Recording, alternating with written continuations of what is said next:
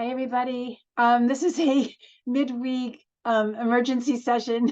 I'm so sorry about the matte medium, and I need to go back to Golden School, apparently. Um, so, as I said before, I was trying to save you all money and trying to work with the mediums that I had asked you to get. But to make a really good skin, you can't use matte medium. I should have remembered. It is great for our process when we're going to go do the acrylic encaustic, as I said, and I wanted to show you a little bit about that, just so you have an idea of what I'm talking about, and I'll help you understand. However, we did learn a lesson. That is, never use matte medium to make your skins, and now you know why. The matting agents in the matte medium, that's microscopic white particles. It's usually like chalk, basically, or calcium, really from like seashells and things like that. So that's what it is, and it makes paint a little bit more brittle. So that's what happened, and that's why we ended up with a disaster on our hands. Yep, mine too. So you're not the only ones if you ended up like this. Also, it's very white. The reason is this was too thick when I poured it. Well, many reasons. Eventually, when it gets cooler and drier, the stuff will become more translucent. But let's not be daunted. Let's take this as a learning opportunity. And it's a little silly, funny, but I mean, I got this out of my red one, and it actually is possible to use that. And, it's sort of an interesting shape, and it's not one that you would naturally make. So, it's, I always like the challenge of when something doesn't go right, to see what I can do to make it work or to incorporate it as it is. So anyway, that's that. Let's turn the page. So first of all, what I wanted to show you, just to explain a little bit more about what we're going to be doing with these acrylic encaustic pieces, okay? Remember the one that I was showing you the other day in class, this one here. So I just want to show you. So here's that clear the clear paint skin made with a glossy medium, and as you can see, it's much less brittle. So at any rate, what I was planning to do is have you make one of these clear skins, and then that's a fast way to build up a surface, when you're first getting started. So because there's such a long drying time in between these things, you can skip a part of the process and make these skins all ready to go. So let me show you what that's like here. Just looking for my littler one here.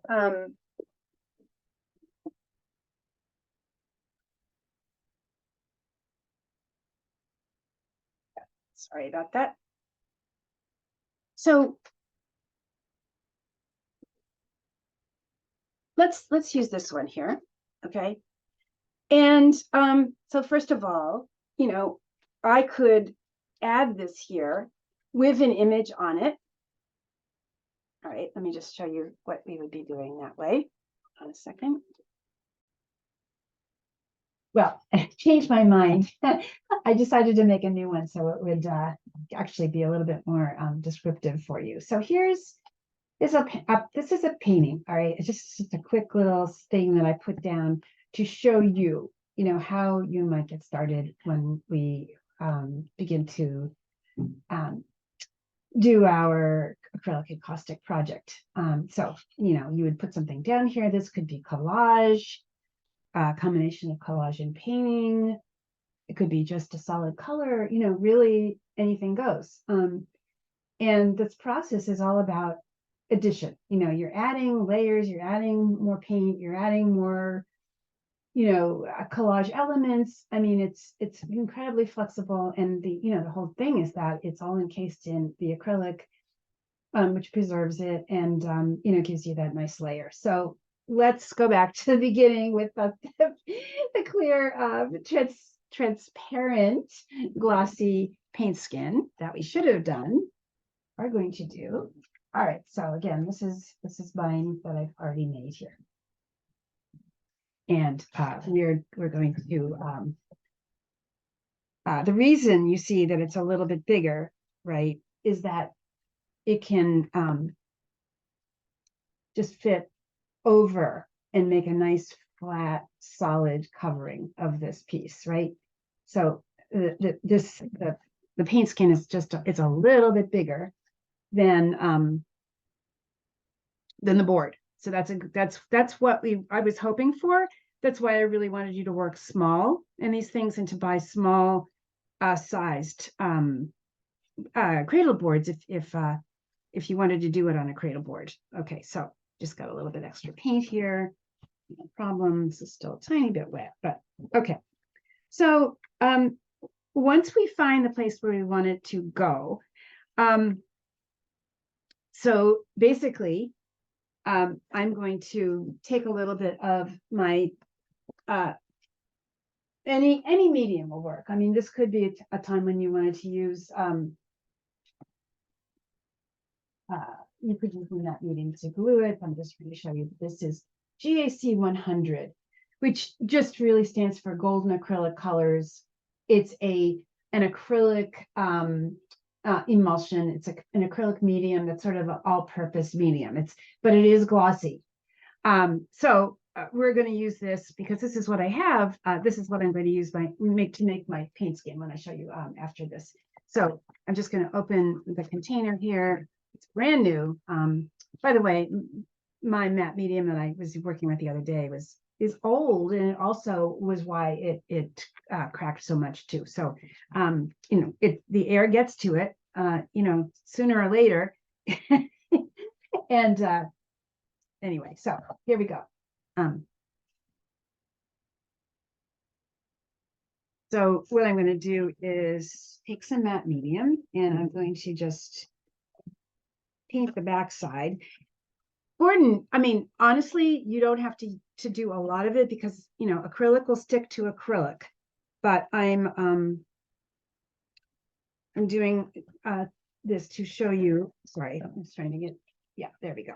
Okay, I'm doing this to show you, the steps that you might be taking as we do this together in class. So this is just to show you. We will do this together in class, but I wanted to show you because I want to clarify the whole thing about the paint skin and why we're doing it this way. Okay, so I'm going to just lay this over here, and it will stick.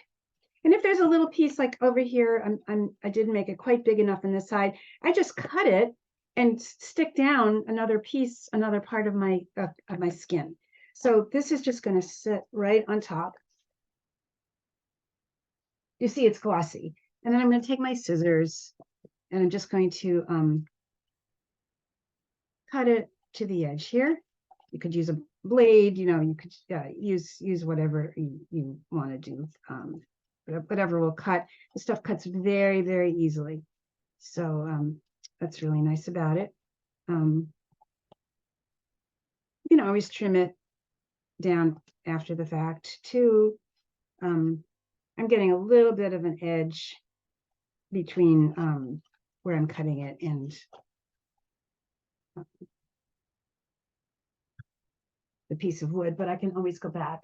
See what I'm talking about right here. I can always go back with a blade later and fix it. Okay, so now, and this little piece of yellow, this white and this yellow, this is all just because this is an older paint skin I made a while ago. It's gotten a little bit of extra paint in it, but I don't care because who knows? It may give me some interesting marks.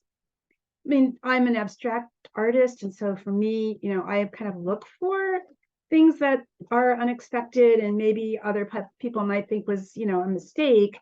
I love to work with mistakes. To me, mistakes are just a challenge. Or mistakes aren't mistakes. Mistakes are just something that you didn't expect. Okay. So as I say, I have this little edge here. All you need to do is really cut another little piece of your paint skin and, glue it, stick it down there too. So, at this point, because we know we're going to be going over these things a lot as this develops, we want to have that depth. So we know that there are going to be lots and lots of layers. All right, so now, as you can see, we sort of did a really quick layer. And I'm going to show you what we're going to do next. So next is your next layer. So here it could be collaging something. Let's see. This could be, let me see here. Oh, I have this paint skin here. I mean, I think I'll just take a little snippet of it and stick it on and show you, how that might work. So this is the one that I did a while ago, and it's not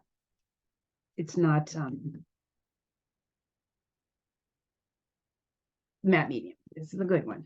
Okay, so I'm just going to literally collage. You may not want to do this. You could do this. Or, really, like I say, anything that you can think of doing, you can do with this process. And I know a lot of you are interested in collage, so this is right up your alley. Just gonna have fun with it. All right. So the next thing I think I'll do is take my little marker, my paint marker. I showed you this yesterday, and do some drawing on it. What the heck? This is fun. Just let's see what happens. I'm not making art with a capital A here. I'm just playing. It's always a nice idea to think about having your design go right off the page. So trying to keep everything in the middle, it's kind of boring. So we try to push ourselves out. And as soon as I think this is dry, and this was high flow in there, so it dries pretty quickly. But just in case, I'm just kind of blot it a little bit just to speed this up for the demonstration. And so you see my paint skin parts they've got an edge, they're a little bit higher, but what'll happen is as we add layers, they're going to be hidden under the layers. They're going to get more and more, the layers of the matte medium are going to catch up more and more. And, it may take 3 or 4 to get there, but they will eventually end up being, the same height. But it's like encaustic, same thing. You can put things in that encaustic that are a little thicker, than your paint for sure, and hide it in the wax. So this is kind of the same thing. All right, so now we're ready for our matte medium, and in this case, it's a very thin layer, actually. So we're going to go back to basics here, and I'm actually going to get a new container so that we don't have this issue of it being too thick. So, all right, so I have my little container of the fluid matte medium here, and I'm now going to lay a top of it onto the surface of this. And this is where we want to use our knife, right? Because we're going to deposit a thicker coat, not so thick as yesterday.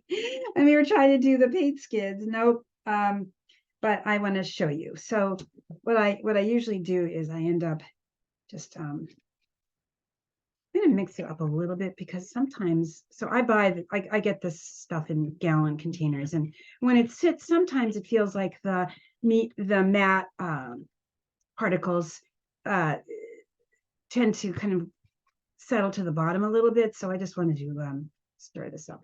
Okay, so now what I do is I pour this on the surface. Same thing that we did with our paint skins, right? But here, this is where we want to just get it going to cover the surface. And you see already how you can you see through that. And what I would do is just pour off excess and just try to like let it cover the whole. Feeling I'm like I don't really need the knife right now, and you may not either. So a lot of this stuff is just kind of finding out what works.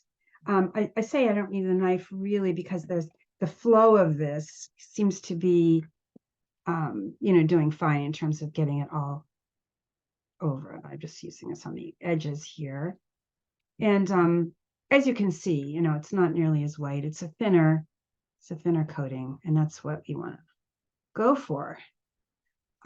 So I've had actually success drying these things a little bit more quickly by putting them out in the sun. So you might want to try it. I don't think anything bad will happen. It's not going to melt. It will probably speed up the drying time, and then just watch it. I'm gonna say that a coat like this, in my history of teaching these kinds of classes, is that they dry outside in the summer, in like 15-20 minutes. But that's just, again, it really depends on the humidity and what kind of surface you're using on. It's this is not, this is a little bit of an art. As you can see, it's not just sort of straightforward. But you do enough of these and it really becomes natural, and you understand it the way you understand, learning to bake or learning to sew or any of those things. You just, you learn what the process needs. So just finally, just doing a little bit of coverage here. You can see me using my knife to just settle off. If I need a little bit more, I can just put that on there. I'm just trying to go right to the edges. There we go. Okay, so I'm not going to fuss over it because I know that this is going to get a number of other coats, on it. So I'm just going to kind of leave it. And that's really a wise kind of thing to remember about this. Don't overwork it. Don't stress about it. A lot, there's a lot of stuff that you can do to mitigate little issues. And as I said before, and I'll say it again, I love little happy accidents, and that they are what stimulate you and get you to think outside the box and sort of figure out what might be interesting. So this is now 2 layers. The one that we did earlier, which we did together. Rather, you saw me do that. The first layer being the pre-made transparent skin, right? So we kind of did that just to get a little bit of a quick start. And that is what I was hoping for us to do with the matte skins, but that obviously was a mistake. So anyway, this is just to give you an idea of why we did the skins and what I was trying to get at. And honestly, for homework, if you feel like you have more time and you want to do more, you could start working on your base for the acrylic encaustic piece. So you can certainly get that started. You can do a collage, you can do a painting underneath, but think about that it is going to be layered. So you want to leave room for things to happen on the top. All right, I hope this was helpful. And by the way, so as I said in my email, the clear glossy mediums, you can use a number of different things. This I used here today was GAC 100, and that's a golden product, and you can buy that by the quart. So that's a glossy medium. You can even do the same process the acrylic encaustic using glossy medium. There's no reason that it has to be matte. Or you could use glossy medium all the way up to the end and then put a matte coverage on it. So remember, I said you can flip back and forth, because when you add a matte medium, on top of something, it makes it translucent. When you go back on top of it with the clear glossy medium, it seems to change it back to being glossy. So you can play around with those surfaces. We like to use the matte because it seems to look like wax, and that if you're really trying to get an encaustic look, the wax, excuse me, the matte mediums will do that for you. So as I said, you don't have to use a golden brand. You can get any glossy medium that is pourable. That's the trick for it. And try it again with the skins. I would encourage you to try and do that. It is exactly the same as we did pouring with the matte, and that really should work out. And you should see a thinner application right from the get-go, because it will level itself out more thinly. The matte is what gives it that extra body. So I will look forward to seeing you next Wednesday. Have fun with this. It's a learning process. It's an interesting technique. You're learning a lot about the acrylics in general. Things to add to your painting practice, to your collage practice, that can really be fun. And I'm assuming that nobody had any trouble with the other ones. They dried very well, right? That was a no-brainer. The matte mediums, the molding paste, the light molding paste, hopefully fiber paste rather, should have been easy, and they should be dry or in the process of drying now for you. And again, it's so hot and humid. Understand that could really extend the drying time. Okay, everybody, I hope I clarified all this stuff for you, and I look forward to seeing you next Wednesday.